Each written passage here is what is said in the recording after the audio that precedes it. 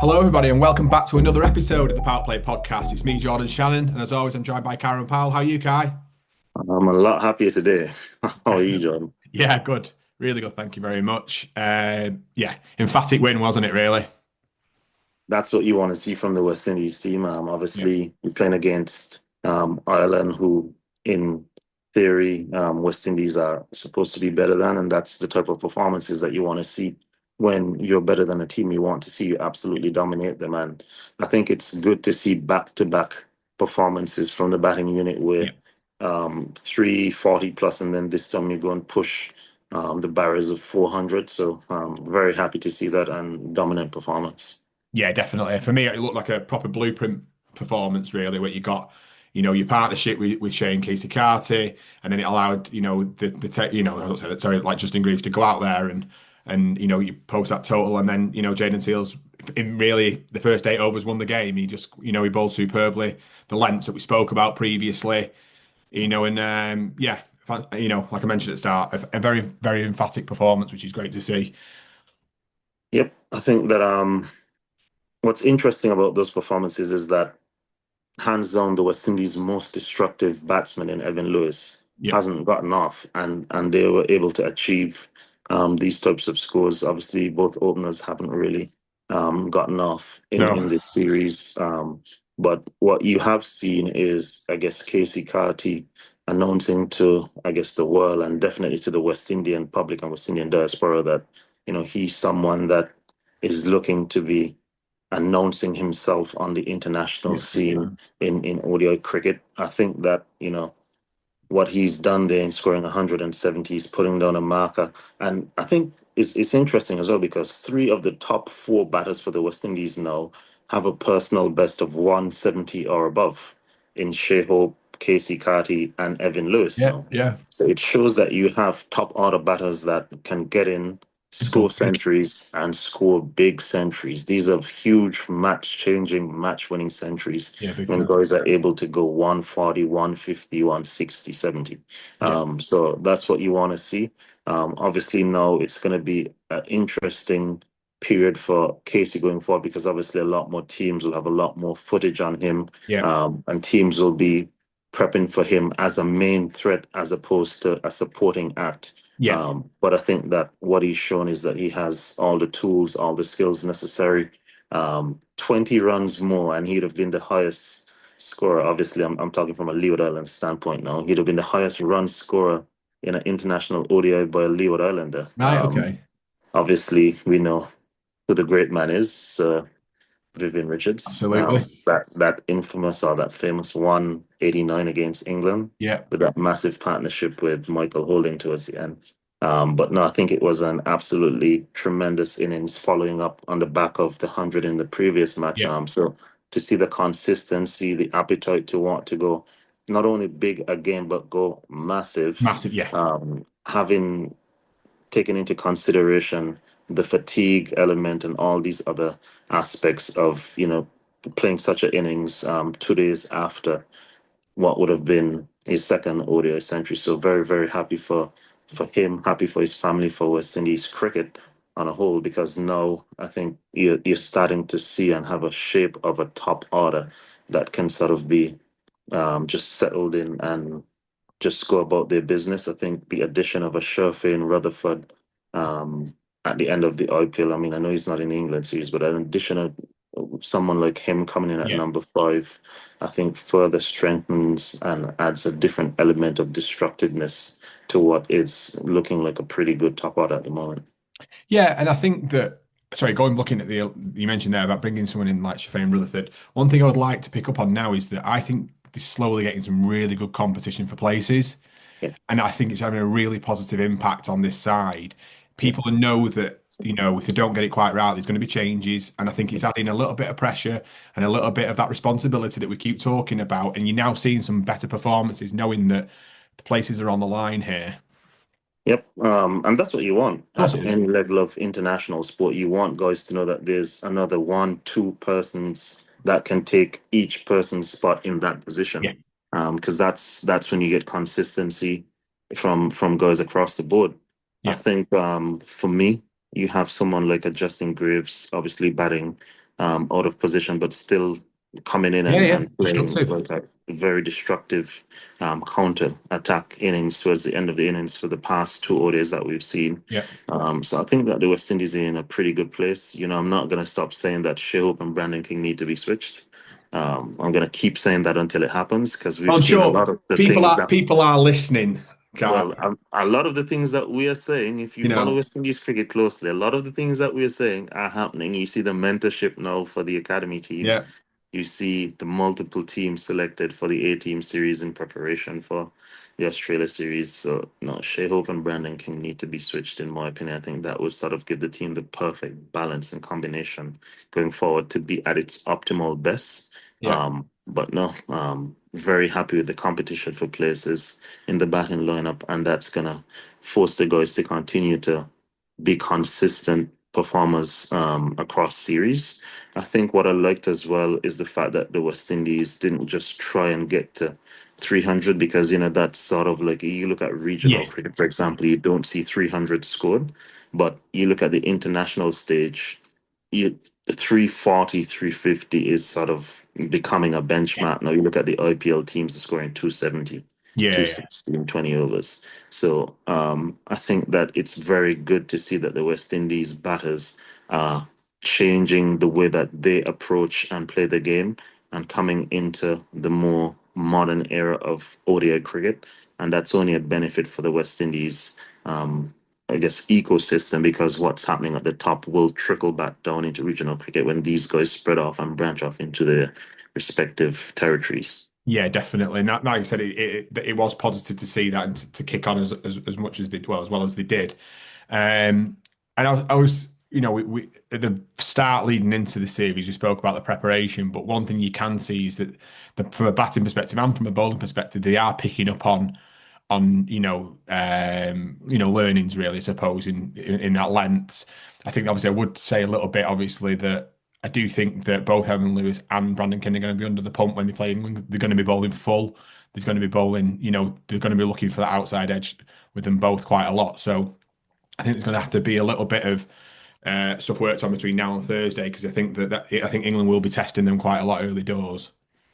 I do agree with that, but I think that conditions are going to be slightly different here. I think the weather's been a lot warmer here. Possibly, For yeah, let's say from since April, it's been a lot drier than it normally yeah, is for the early season. So I don't know that they'll get that much movement. I mean, you see, even in the 40 games, the county season, there are days where the yeah, ball true. swings about, but it's been pretty much high scoring games because the conditions just haven't been conducive to swing bowling. No, And I think it's no, also interesting that both teams, England and the West Indies, are sort of in a, I guess, rebuilding transitionary phase.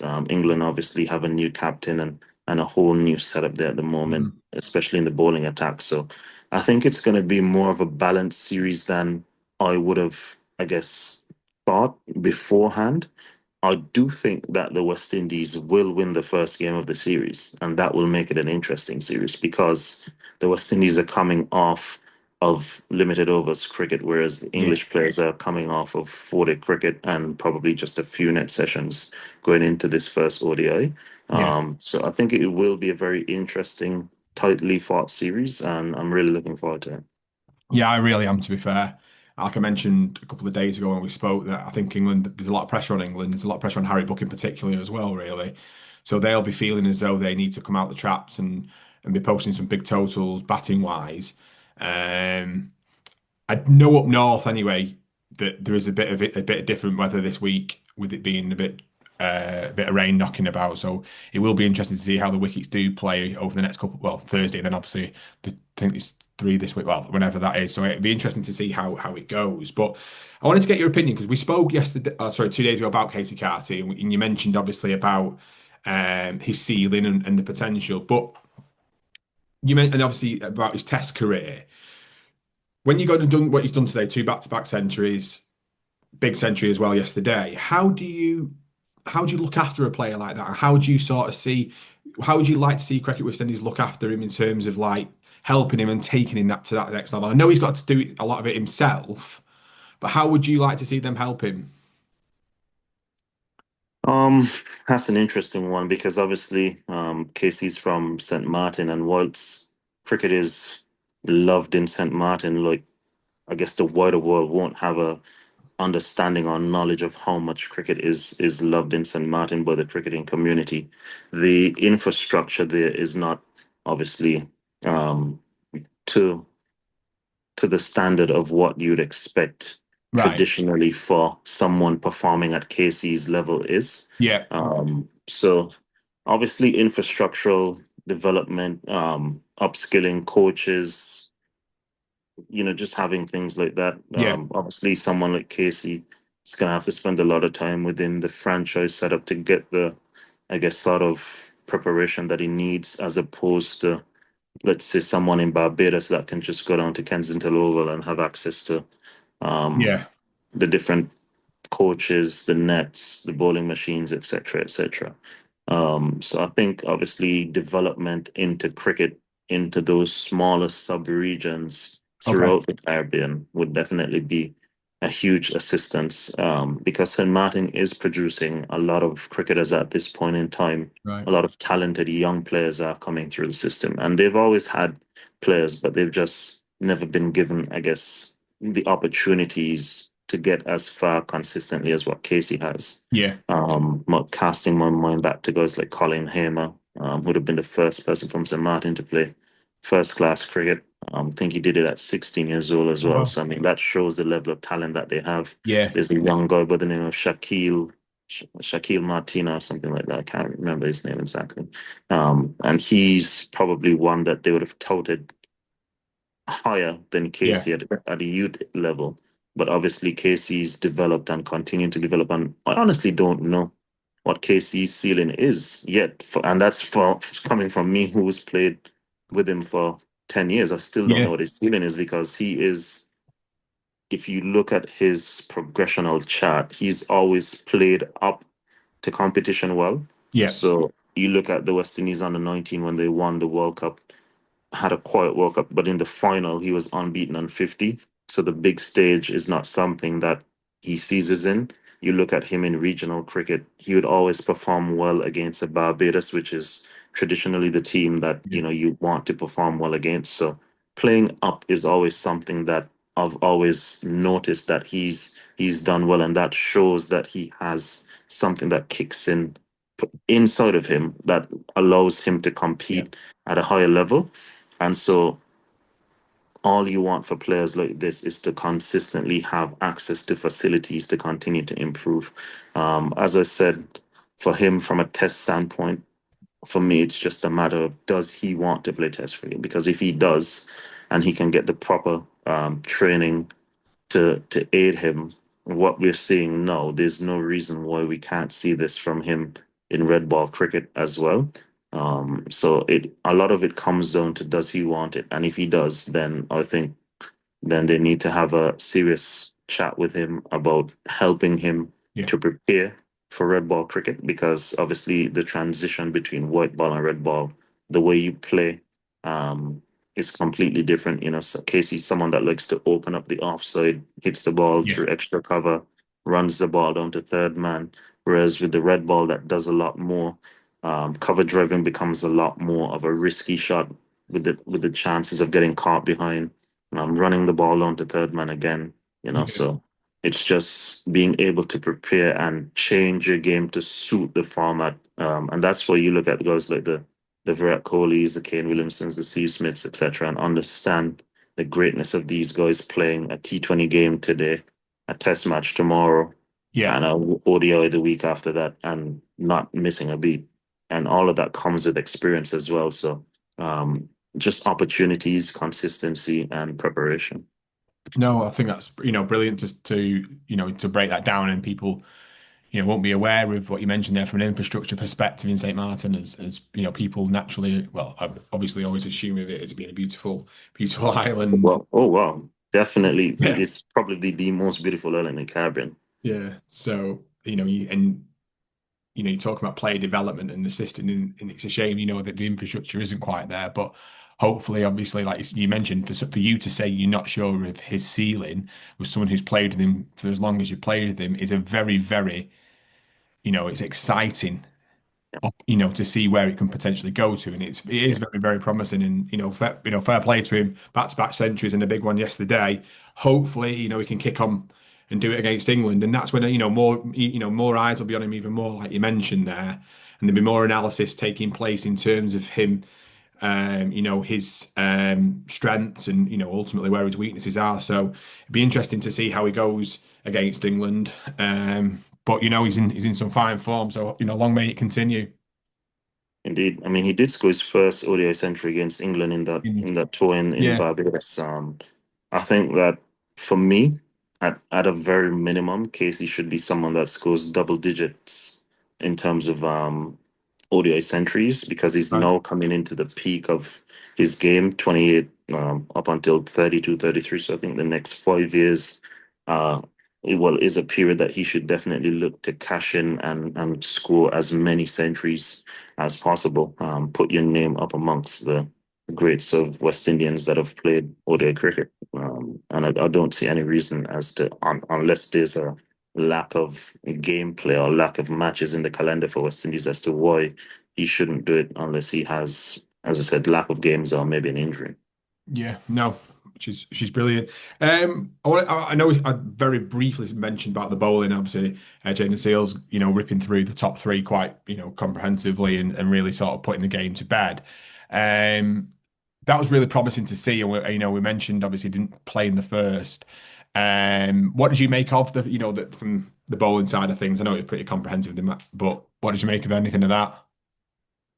It was always going to be an uphill task for Ireland, which was going to provide opportunities for the West Indies bowlers to take wickets. But having said that, you still have to put the ball in the right areas and be consistent and patient because it's not going to happen by itself. No. Jayden, as we've mentioned, probably the leader of the test bowling attack at this point in time. Yeah, you'd say so. Getting to grips with ODI cricket, I think that the lengths that he bowls with the new ball is very key to his success.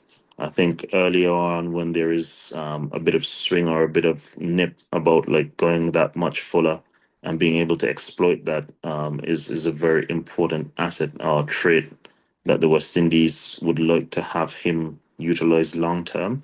But I think it's just more so understanding when there isn't anything on offer, very quickly assess and pull your length back Yeah, uh, and stay straight because I think more so in limited overs cricket, guys are looking for width. Anything off the stumps, yeah, leg side or offside, yeah. you can Cutting the throw ball your in. hands through it to force guys to hit the ball back down the ground, which, I mean, off of a good length, they hit the ball over your head, fair enough.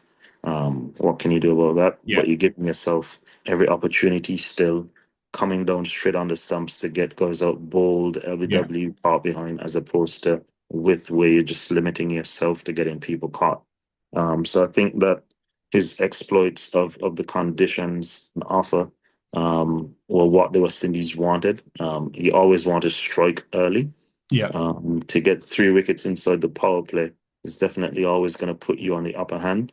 It doesn't matter how much a team really scores because you've already lost three of your top players. yeah. So that's something that you can't rebound from. So I think that, very well done from Jayden. Obviously, we were expected to see him in the second ODI as well, but that was rain affected. And I think West Indies, knowing that they needed to win this game to level the series, came out and put on a dominant display with Definitely. all the rain about, still stayed focused and executed and got the job done in a very timely manner. Yeah, definitely. Joe, to summarize the three games, you obviously a bit of disappointment in the first, really, but are you happy with some of the performances? Obviously, Keacy Carty stands out, but are you happy with some of the performances and what you're looking to see from some of the players who maybe haven't stepped up so far? I think, as expected, the performances got better as the series went on. Again, we mentioned preparation before the series started. So you knew that guys would start picking up as they played more and more. Um, you look at it as a primary school report card, you'd have some guys that didn't attend school. So some notices were sent out to the parents from the headmaster and probably from the government. There were a few guys that were probably a bit naughty in class, disturbing and disrupting the class. And then there were a few guys that really excelled at the subject and pulled the average score of the entire class up a bit. So what you're looking for is a more, I guess, holistic effort Yeah. on the scorecard. Those guys that weren't attending school, parents, please get them to attend school. Parents being the coaches in this case, you're gonna have to get your kids to attend school, and the guys that were disruptive in class, we're gonna try and get them to focus a bit more and be a bit more constructive in their contributions to class. But I think holistically, I would say it's probably a six out of 10. Basic pass mark, given what was at stake, knowing that you need to win as many games as possible to automatically Yeah. qualify for the next 50 over World Cup. But I think it served as good preparation coming into an England series now, where the West Indies can look to go and say, okay, we've had enough game time. Quick turnaround. I think they arrive in England today, Right. Okay. and then a few practice sessions leading into that ODI on Thursday. So I think it's served its purpose, but the real purpose would be now to try and come away with a series victory against England here. Yeah, definitely. I think the way that you broke down the school report, yeah, you'd have to put it down as a C plus, like you said, a Yeah, 6 out of 10, a C plus. yeah, Room for improvement, but some good ground in there to go and do that. And we can have a look at, we'll break down the England series game, as we've been doing and things, and looking forward to seeing the changes that they potentially make. yeah. A couple of players coming back in.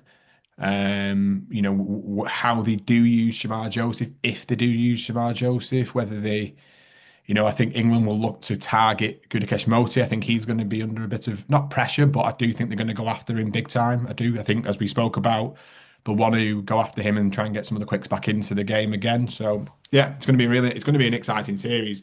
And I think, as I mentioned, I think England are under a bit of pressure. So be interested to see how they perform. Indeed, we're going to have another preview for that series coming up very shortly. Yep, definitely. We'll definitely probably do that. Maybe Wednesday. We'll be Tuesday, Wednesday. We can catch up then, can't we? Definitely. Perfect. Well, thank you very much. And we always finish, we will say, continue to like, subscribe, ask questions. Let us know what you think of it. What did you review it? How did you review the 3 games? Are we right with the C plus, the 6 out of 10? Let us know what you think. And yeah, continue to like, subscribe, and share. But we do appreciate it all. Thank you very much. Thanks, guys. Cheers.